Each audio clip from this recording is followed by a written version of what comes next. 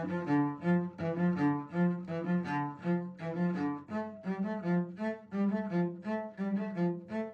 podcast is brought to you by Ukraine Torch, advancing security and democracy through philanthropy. Music by my sister Zina Stavitsky. Welcome to the pilot episode of Cowboys and Cossacks. I'm your host, Brian Ward, joined today by Jamal Marcelin of U24 Media.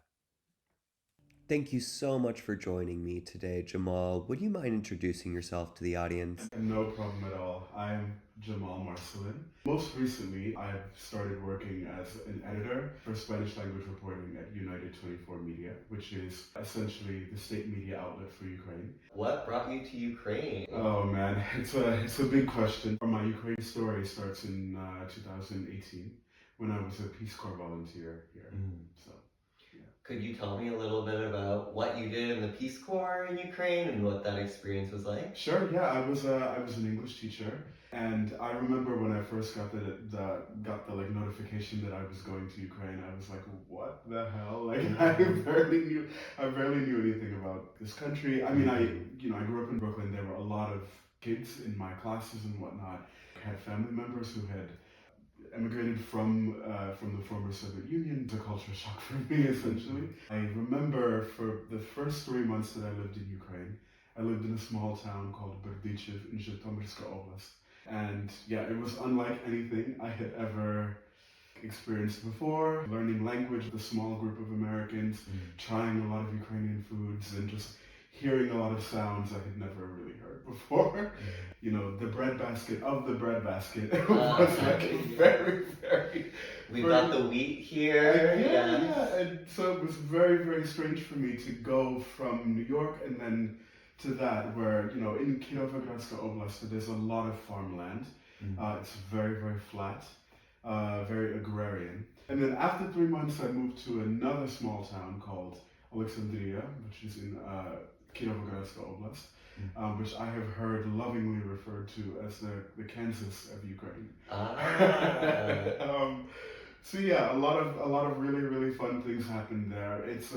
It holds a really special place in my heart, and I'm happy to talk more about it. There's so much I can say. So yeah, what were some of the cultural experiences from your time in the Peace Corps that really stick with you? Sure. There were practices that I was experiencing that were very, very different from what I had experienced before. So, for example, you know, I would go out, not exactly on my way to school, but like if I went a little bit farther out from the town center, it was very, very common to see people milking cows, slaughtering pigs, and just, you know, people doing things like that were just so much more rural than anything I had been used to. I mean, there were people in my town who had a local person that they bought honey from, and it was the best honey I'd ever had in my life.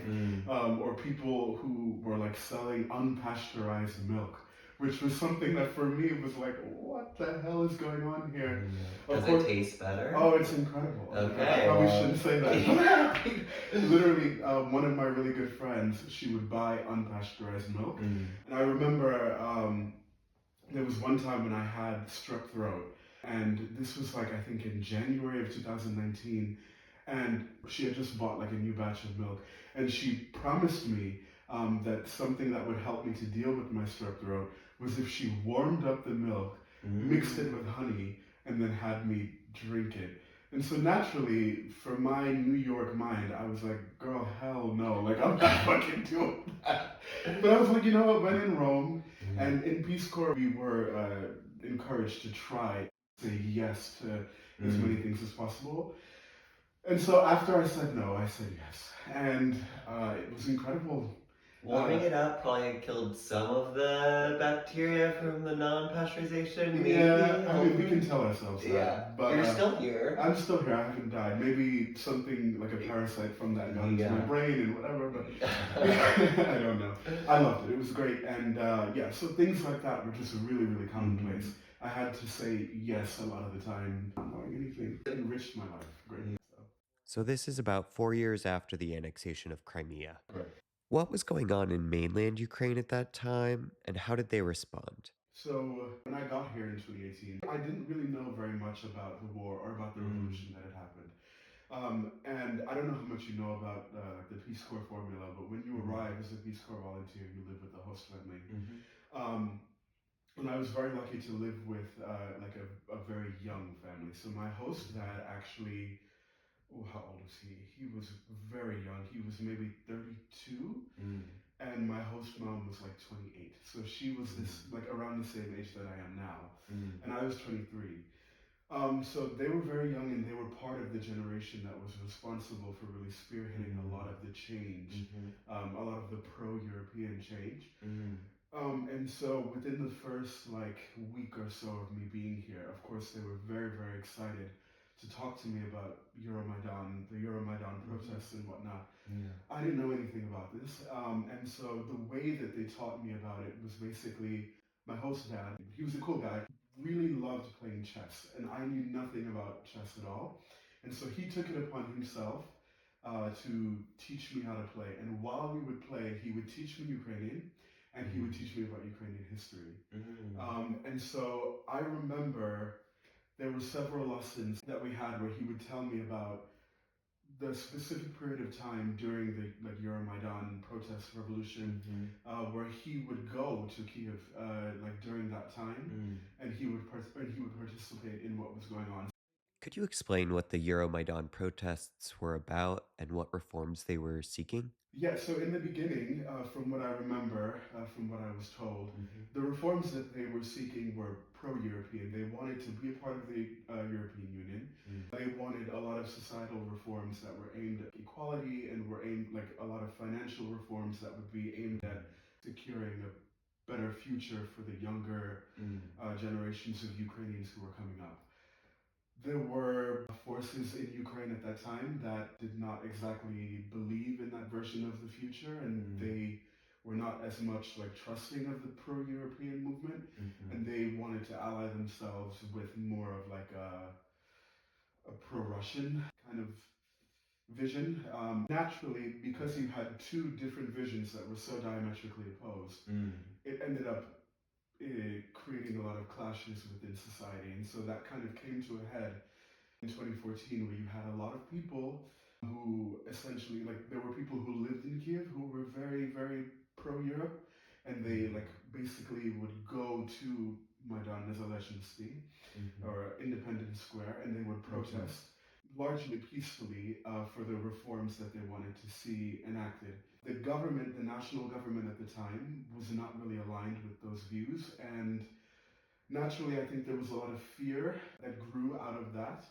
And so, because of that, the state responded in a way that sought to kind of like protect itself from what it felt was insurrection, revolution. Yeah. And so, for a few weeks, the protests were very peaceful. People were basically going down to Maidan and, demonstrating and speaking about what they wanted, and they were camping out there. Basically, it was peaceful for a long time, and then after a while, it got very violent, and there were a lot of people who, ended up being killed, especially on the pro-Europe side. And I think that transformed Ukraine pretty significantly, because once that happened, there really started to become kind of like an anti-government movement where people just felt, a lot of people, especially younger people, felt as if the government was no longer acting in the favor of the Ukrainian people. And so that came to a head. Eventually, the former president, Viktor Yanukovych, he fled the country like in the middle of the night or early hours of the morning. And that just set into effect the annexation of Crimea, and then the invasion, like the pre-invasion, where the Donbass region, well, depending on whose side you want to take, the revolution in that part of the country also. It's when like the Russian-backed separatists started to break away from what we know as Ukraine. I remember during that time, my host dad, who was a really, really young guy at that time, he was one of the people who went to Maidan and demonstrated and was very, very pro-Europe. And the stories that he told just about the ways in which the different factions were essentially like fighting against each other. I mean, it was horrifying, like it's just horrifying to even imagine, you think that you are doing what you can to secure the progressive and liberal future of your country, and you feel as if there are other forces that are maybe more powerful and more militant than you that don't want that to happen. I mean, the amount of bravery and the amount of just commitment that it took to constantly, week after week, go to Kiev and go to Maidan and and believe in yourself and believe in your people to like actually want those changes to come into effect. Wow, incredible! And that all happened while we were playing chess. It was incredible to hear him talk about that. So good to get that first-hand perspective too, Absolutely. someone who was there in the moment. Absolutely. And so that was what my first 3 months of being in Ukraine were like. Just hearing those stories of kind of heroism and patriotism. Yeah, very, very inspiring. So you mentioned that the former President Yanukovych fled the country. Yeah. Where did he flee to? Well, I guess the answer for that is up for debate, right? I mean, I don't know. From what I've heard, he fled to an air base somewhere in Russia, and now it is believed that he lives in the suburbs of Moscow.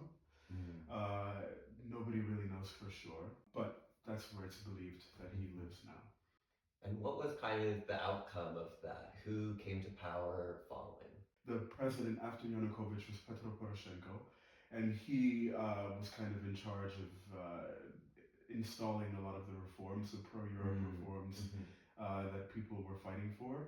Whether or not he was successful in doing that is up for debate and up to the historians to actually analyze. But I can say that there was a lot of hope in those first elections after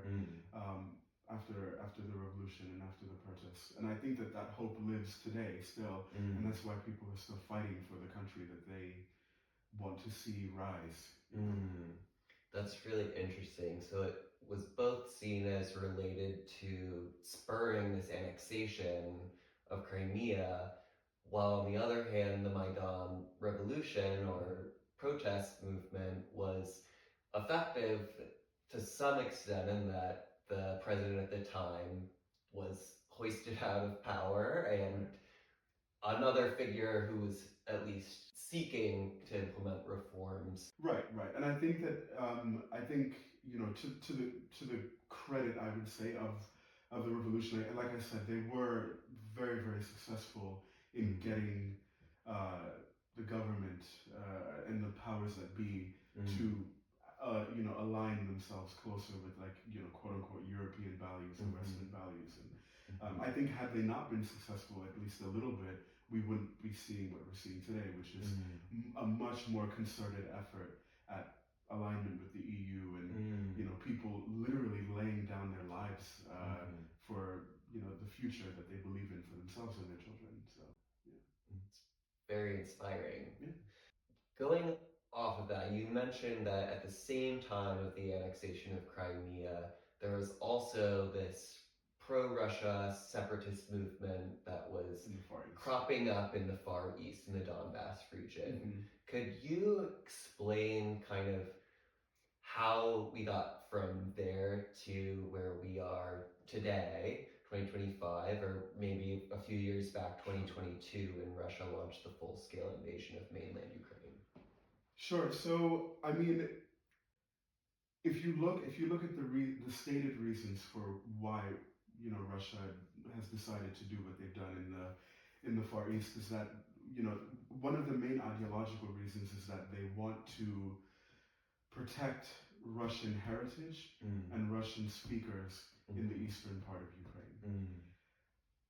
Whether or not you believe that ideology, I personally, and I think that a lot of people know that it is a deeply flawed one, because a lot of the people in this country who speak Russian as a second language, or even if they speak it as a first language, a lot of them, and I can say this because I lived among them for years, a lot of them care for deeply and love Ukraine deeply. They see themselves primarily as Ukrainian people. They don't see themselves as Russian people. And so I think it is really, really, I don't want to be critical, I think it's really interesting that the Russian state media or propaganda outlet is saying that they want to protect these people. Because Mm-hmm. from what I have experienced and from what I have heard, these people don't necessarily want protection from Speaking Russian doesn't necessarily align with pro-Russian views. Exactly. And so I think that that's something, it raises a more important question about like what is identity, right? Like what, and about like the intersection between language and identity. And I think that that raises a more important like historical question of, you know, why do these people speak Russian as a first language or as a heritage language?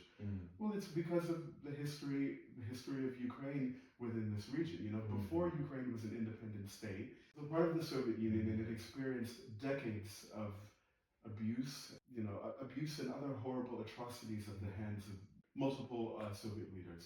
And then before that, you know, it was an independent state, but it was underneath the umbrella of the Russian Empire, and then it was a part of the Russian Empire. And so for centuries, you know, Ukraine has just been underneath this kind of Russian sphere where, you know, the Russian language has been injected into the country. And so for better or for worse, I think that like the Russian language has been a part of this country for a very long time, but that doesn't mean that the people who speak Russian are Russian people. You know, they may speak the Russian language at home, and their ancestors may have spoken it, but in their hearts, like they are Ukrainian people with Ukrainian customs and Ukrainian traditions, and they care very deeply about this country. And so going back to the original point, that ideology of wanting to protect Russian heritage and Russian language and whatnot, that is kind of like what the Russian state wants to do. But these people, they don't want protection from the Russian government or the Russian state, or they don't want that. They want to be Ukrainian people. If you speak to the people who come from, you know, these cities that have been leveled to the ground, like Mariupol or Bakhmut, they are Ukrainian people.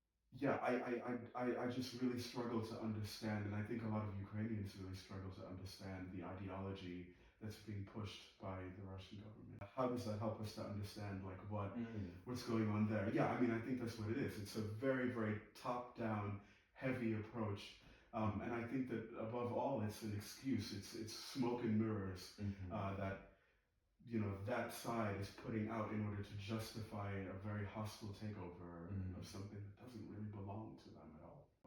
My understanding of who speaks what language is also partly generational, right? Yeah.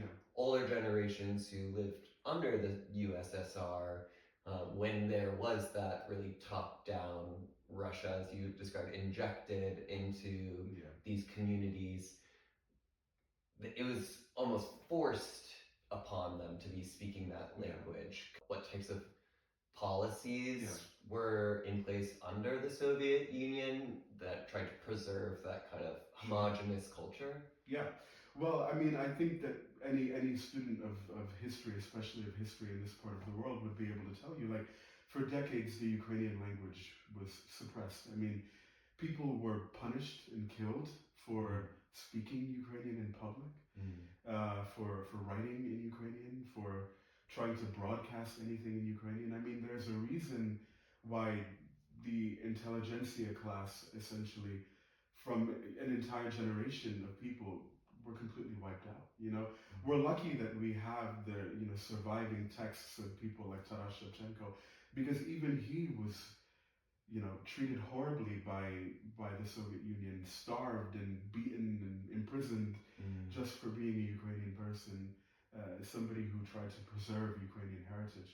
You know, and so there was a deep, very concerted effort to wipe out Ukrainian heritage and to kind of homogenize it and bring it under this one Soviet Russian speaking umbrella. And the scars of that can still be seen today. I mean, horrible is not even the word to describe it. It was truly just a crime, you know. And so the Soviets did it when the Nazis came through here. They did it as well. Like for decades, and it can even be argued for centuries, Ukrainian identity was criminalized, suppressed, oppressed, and just now it's coming back into the forefront. Can you tell me a little bit more about this Ukrainianization and what maybe the Russia has misappropriated as anti-Russian, but is really, you know, trying to preserve the very real Ukrainian history that is developed here in Kyiv and in this broader region.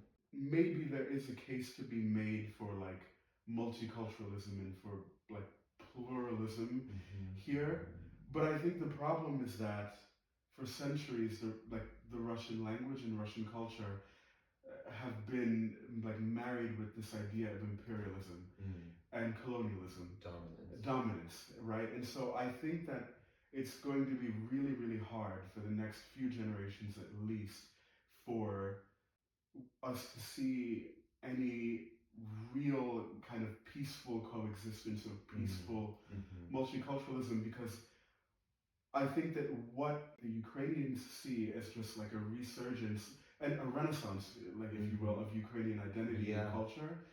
I think that at the end of the day, a lot of people within, the Russian elite class or whatever, they see that as a threat, because they're like, okay, now Russian culture and Russian language and, everything that is Russian is being pushed away. And so they react to this Ukrainian Renaissance with fear, when really, I think it's something beautiful. I think that it's something to be embraced. But of course, you cannot just like extract, centuries of colonialism. Like you can't do it. And so it's a really, really, it's a much more intricate and complex relationship than people on the outside can understand.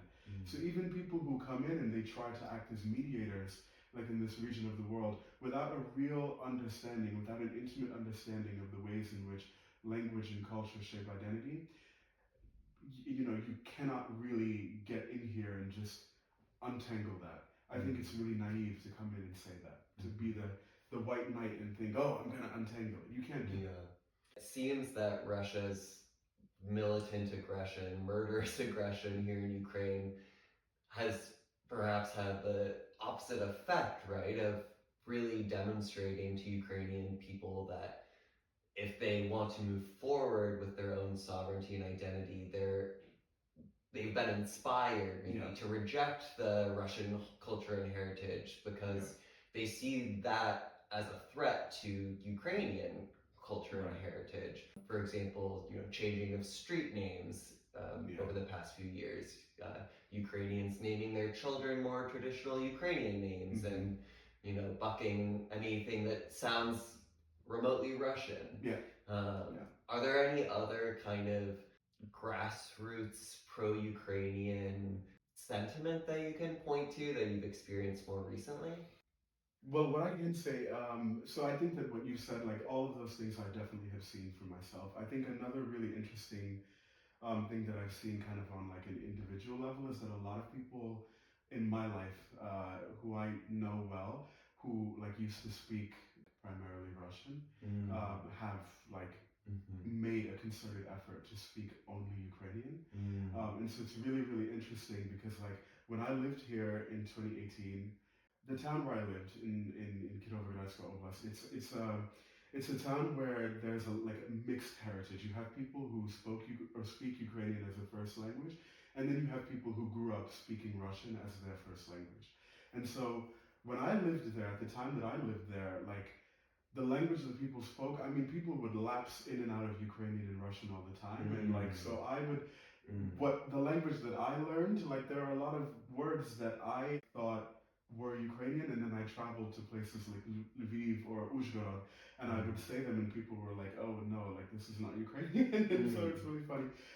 But yeah, going back to it being a place of mixed heritage, now you go to a place like that, and people are speaking what they would say is like clean Ukrainian. They are completely trying to remove any kind of Russian vocabulary from their language, and it's this that I think Russian speakers, primarily those in Russia, are seeing and reacting to with fear and violence, because they're like, if that's happening, then they feel as if there is a complete rejection of Russian culture. And whether or not, whether that's a good or bad thing, that's not for me to say, because I'm an outsider. I might have my own opinions, but I'm not going to share them here. But I think that's what they're responding to. Yeah. They're afraid because they're seeing Russia and Russian culture and the Russian state being rejected, and they're like, okay, in order to prevent that from happening and to keep Russian culture alive, you know, we have to fight back by any means necessary to prevent what they have called a genocide, which I think is so interesting because we look at what is being done in Ukrainian cities and towns and villages by the quote unquote special military operation, and that is literally a genocide of Ukrainian culture and people and language.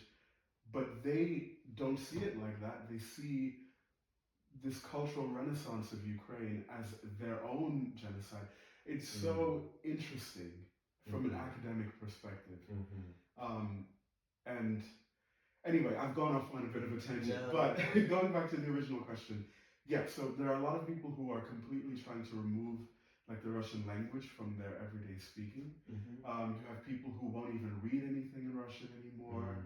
People who just don't even listen to Russian music, and if they hear you listening to Russian music or singing it, they will like stop you and be like, no, no, no, like don't you dare do that. And so, yeah, these are the more like individualized, like grassroots things that I've seen. I've heard that there's also been more of an openness on the Ukrainian side, whereas in the past they maybe would have criticized someone who was butchering a Ukrainian pronunciation, and these days it's much more acceptable to be, a person who had Russian as a first language and is trying to move towards Ukrainian, and that's very much more encouraged, whereas before it would have been like, oh no, just go back to Russian, like you don't try.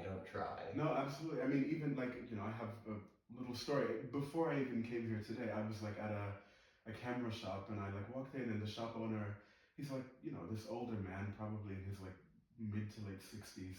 So grew up, in the Soviet Union. And, I was speaking with him in Ukrainian, and when I started speaking with him about like cameras in Ukrainian, his face like lit up immediately, and he was just so happy, and he was like, oh, at the end of our interaction, he was like, oh, look, where are you from? And I told him, oh, I'm from New York. And he was like, oh, like such beautiful Ukrainian you're speaking. And I was like, oh, like, whatever, that's so nice. And he was like, oh, I wish my sons could speak as clean Ukrainian as you did. And I was like, here I am just like trying. I'm like a foreigner just like trying to speak in like, properly, language, yeah. And he's like, very, very happy about this and saying that he wishes that his son spoke Ukrainian language, a form of the Ukrainian language that was free of any kind of like, foreign impurities, if you will. And so I thought that was really, really interesting. Like he saw me trying as like the ideal for what he would want his sons to do. And so it really just made me reflect a lot. Well, you've clearly put a lot of time and effort into learning the local language. Yeah. Shout out to the Peace Corps language training program. Can you tell me a little more about what you're doing at work today? Oh, yeah, sure. So I was hired to be the editor, like the chief editor, if you will, for Spanish language reporting at U24. And basically, so originally U24 started off as a government of Ukraine initiative to basically get the word out about Ukraine in English to people in the world about Ukrainian culture, about the war in Ukraine, about Ukrainian history, about Ukraine in the context, in the greater context of Europe. And then about a year later, the head honchos, I guess, at U24 Media had the cool idea to expand into Spanish language outreach because there's a great untapped potential market out there for collaboration and cooperation, within South America, especially because I don't know if a lot of people know this, but especially because there are a lot of volunteers in the Foreign Legion of the Ukrainian Armed Forces who come from Colombia and Argentina and from some other countries in Latin America. And so because of that, the people at U24 Media thought it would be a great idea to expand into Spanish language reporting. And so that's where I come in. I speak Spanish like fluently, and yeah, it was thought that I would come in and I would basically translate news stories, write stories in Spanish and additionally go out and speak to these foreign fighters in their native language Oh, wonderful. to like help them feel more comfortable, and also Yeah. to speak to them about their experiences fighting alongside Ukrainian soldiers.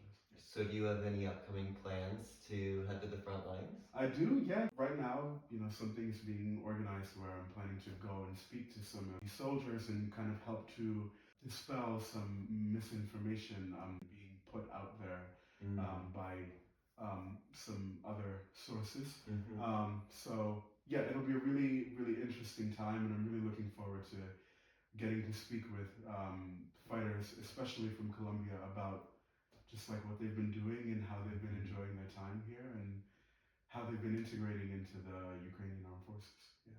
That's wonderful. I'm so excited to hear the stories that you bring back and share with the world. I'm excited about it, yeah. Yeah.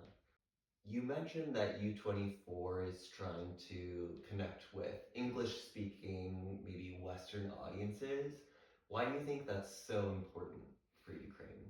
Well, I think that within the context of like the goals of kind of the Euromaidan protests and revolution, I think that there's still a lot of work to be done, and I think there's still a lot of hope that people who started that revolution have to kind of move Ukraine in a more Western, in a more like Europe-aligned direction. And so I think that the work that U24 Media is doing, and U24 as a larger organization, works to kind of like make that happen. And so in order to, become a part of the broader Western community, you need to tell the world about who you are.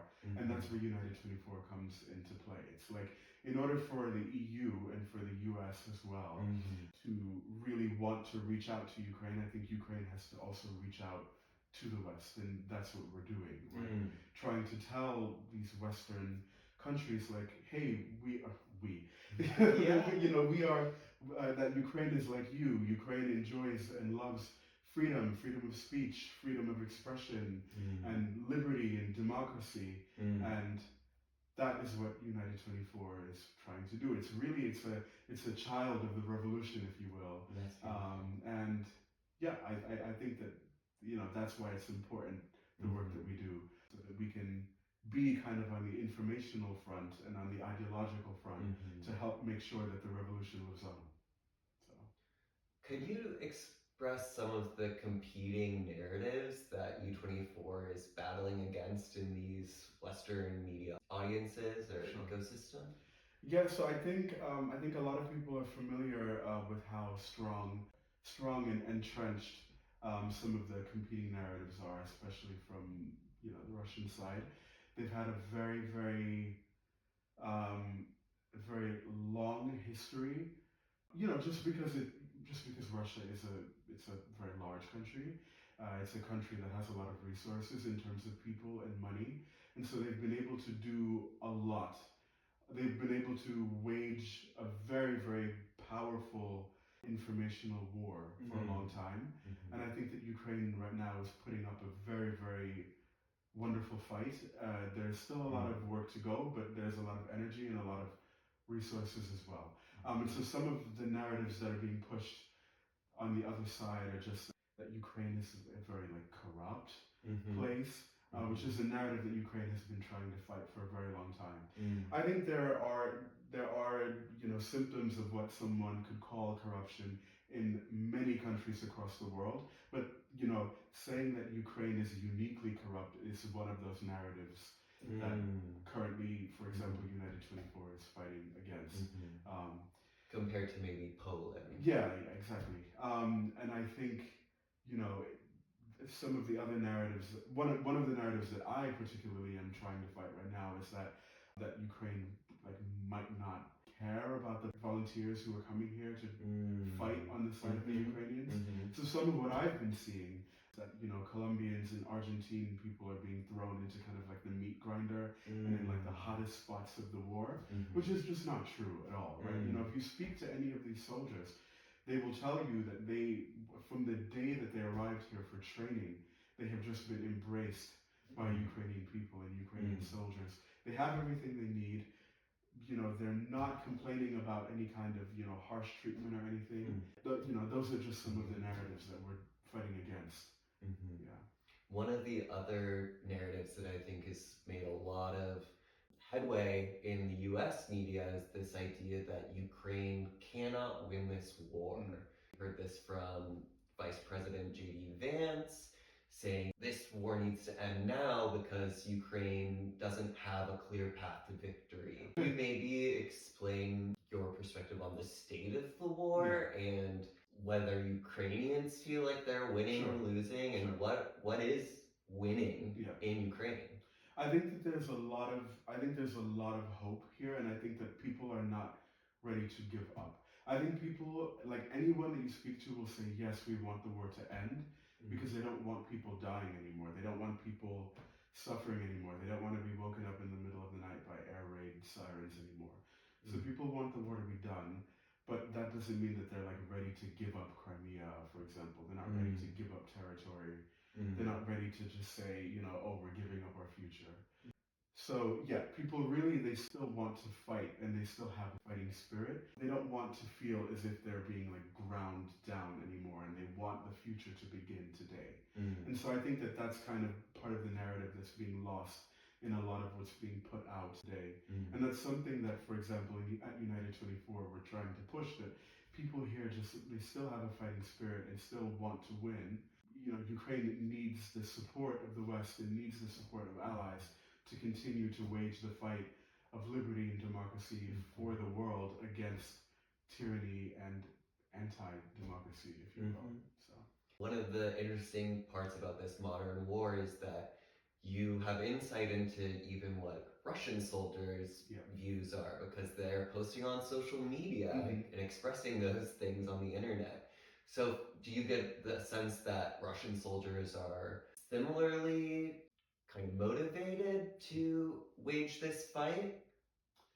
I think it's pretty well documented what we are told about how Russian soldiers feel, and then how they actually feel. If you look at a lot of like the raw media, for example, that has been available from the Russian soldiers, for example, who have been captured on the battlefield or who have surrendered on the battlefield, it's really, really easy to see how they feel about the fight that they are waging. I think a lot of them were thrown into this war without knowing the full details of what's going on here. They're young, and they come from the interior of Russia, where they don't really have a lot of resources, and their families are told, if you send your sons to fight in this war, this patriotic war against fascism and Nazism, then your child, who is from a peasant village, will become a hero of the fatherland,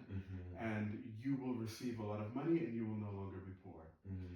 Then the Russian soldiers, who are 18, 19 years old, they get here and they're like, oh my God, look at what I'm doing. I'm, fighting against maybe civilians who, they don't even want to fight me. They don't hate Russia. They love Ukraine. They don't hate me. They love their country, and they will do anything. It doesn't line up with the story that Exactly. they're told. It doesn't line up with the narrative that they're told. And so either they completely give up and they surrender, the Russian soldiers, I mean, or they have to turn off the switch in their heads where they have to resort to barbarism, in order to even continue the fight. And it's, if you watch some of these videos where you hear them speak about what they're doing, I mean, it's horrendous to hear the words that are coming out of their mouths. And so, yeah, I encourage you and anybody who sees this to look up that media, because it really is at complete odds with what is being put out by the state. So,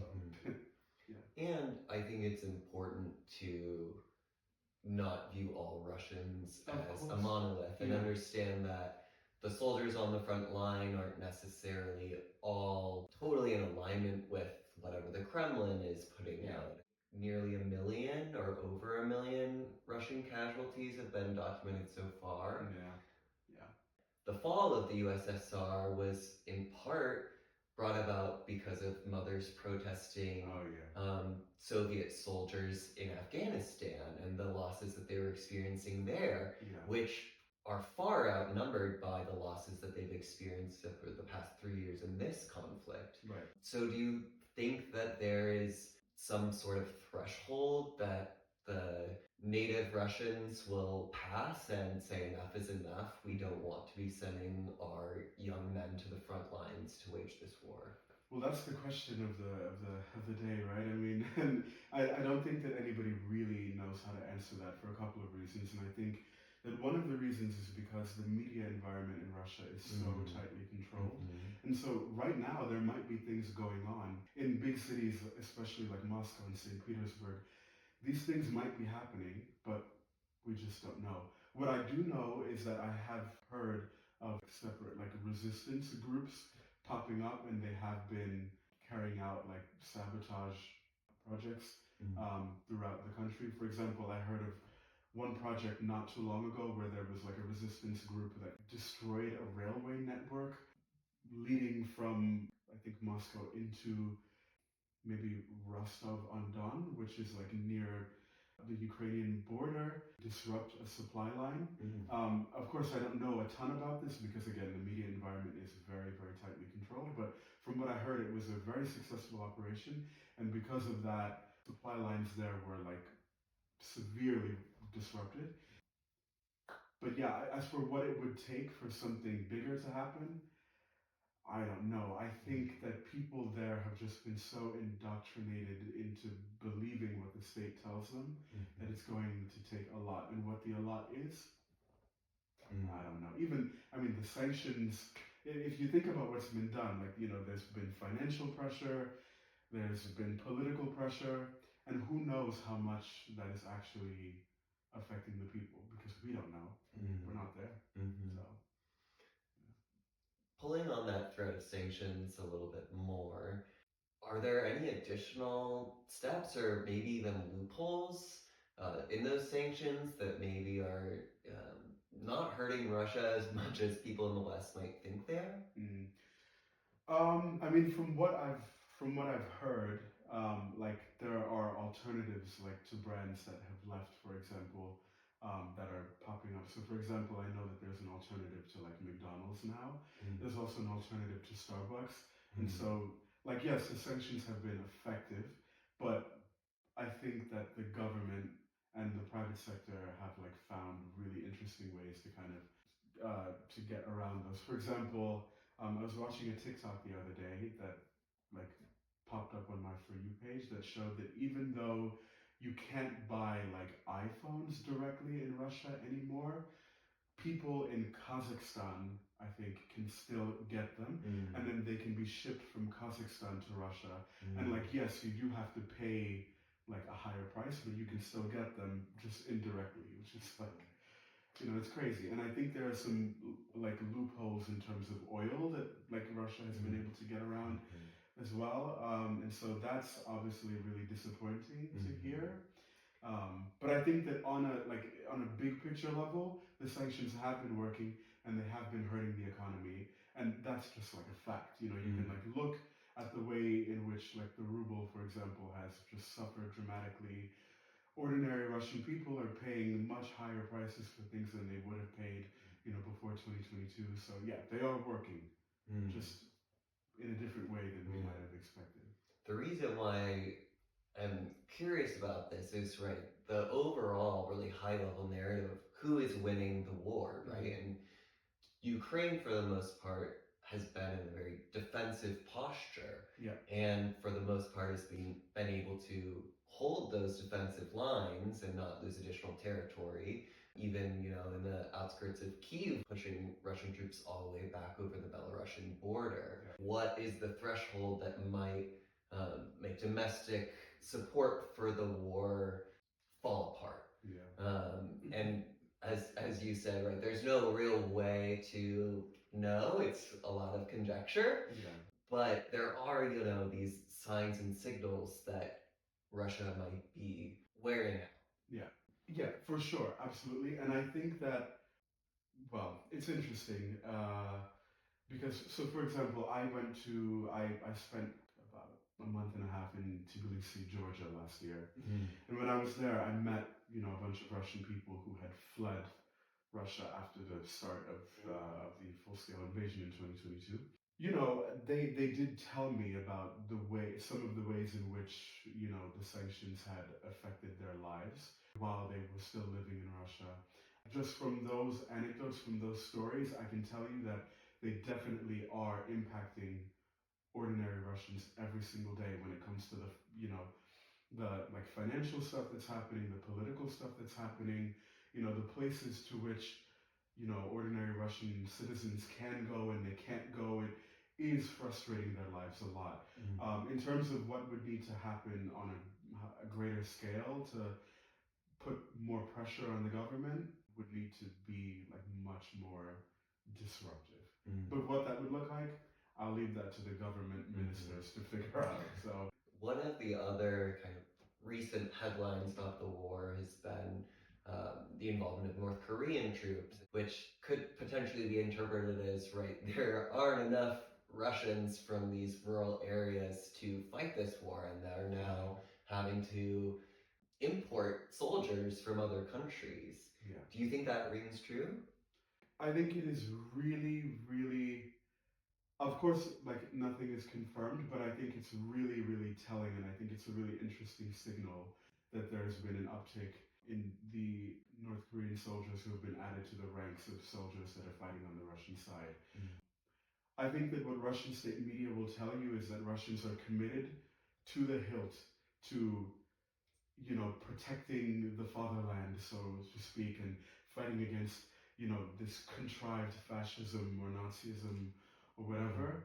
But at the end of the day, if they're having to rely on their allies to throw extra soldiers into the battlefield, what does that tell you, right? I mean, if so many thousands, hundreds of thousands of soldiers are dying, and they can't replenish fast enough to not have to rely on outside forces that have nothing to do with the history of this region or with Ukraine, then that's a signal to something else. So, yeah.